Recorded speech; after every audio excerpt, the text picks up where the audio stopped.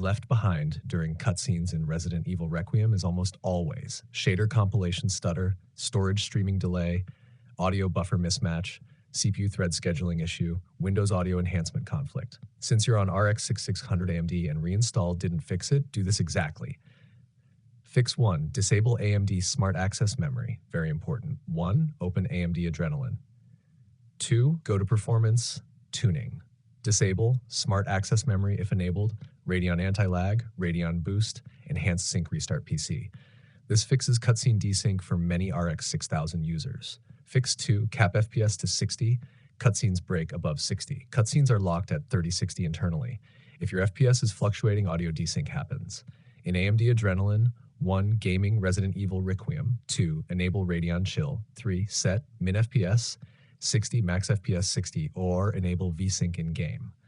And how to fix 3. Move game to SSD, critical if on HDD. If the game is installed on HDD, audio will lag behind during streaming scenes. If possible, install on SSD or NVMe. This is a big cause. Fix 4.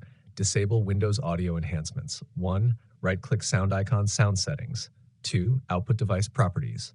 3. Disable spatial sound audio enhancements. Set format to 16-bit, 48,000 Hz restart game.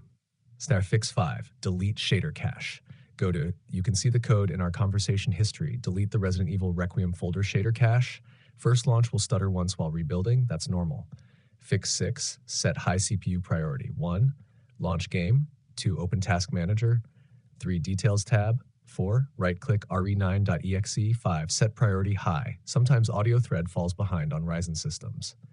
Fix 7. Disable hardware accelerated GPU scheduling. 1. Settings, system, display, graphics. 2. Default graphics settings. 3. Turn off hardware accelerated GPU scheduling, restart PC. If it still happens, tell me, is the game on SSD or HDD? Your CPU model? Windows 10 or 11?